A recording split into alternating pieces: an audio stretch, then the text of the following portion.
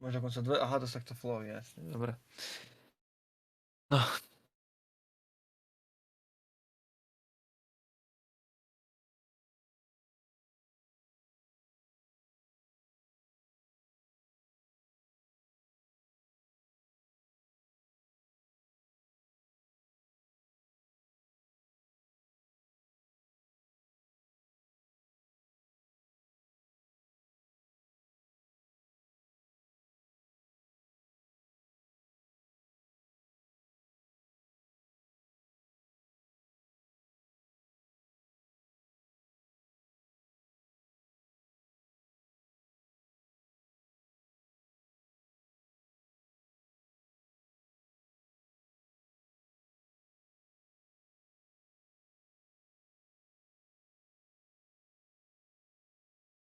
Mhm.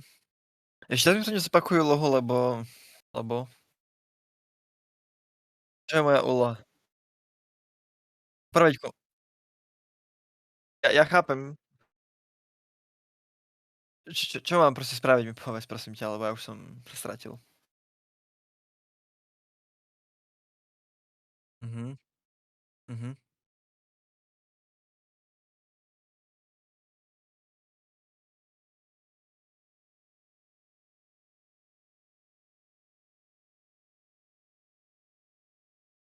Dobre, takže mám zmeniť konfiguráciu regulátora.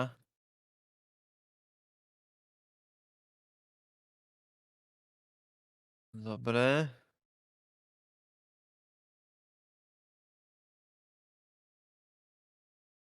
Dobre, môžem to považovať za uložené? Dobre, a čo bola moja druhá časť tej úlohy?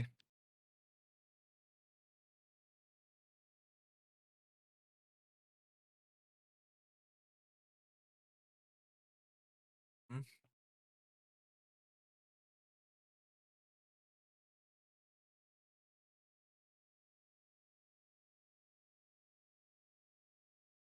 mhm.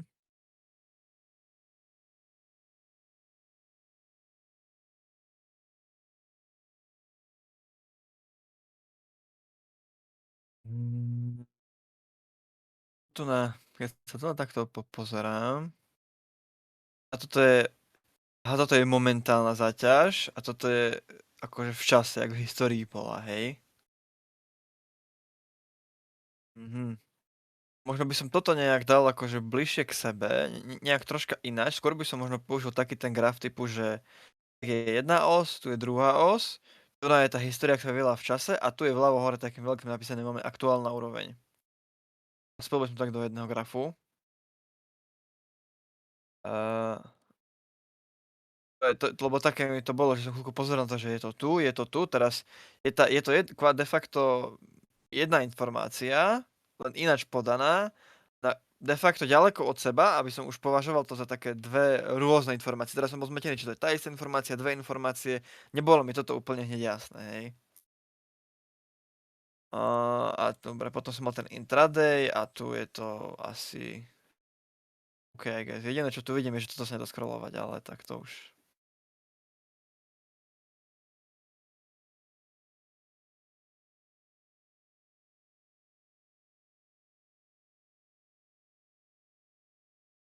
Mhm. Mm. Vieš čo, asi žiaden nebol taký metúci krok.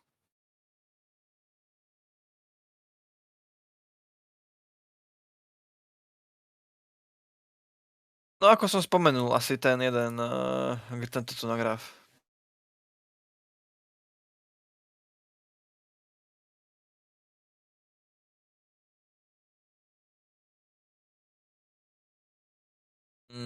Asi mi nechybalo nič v rozhraní.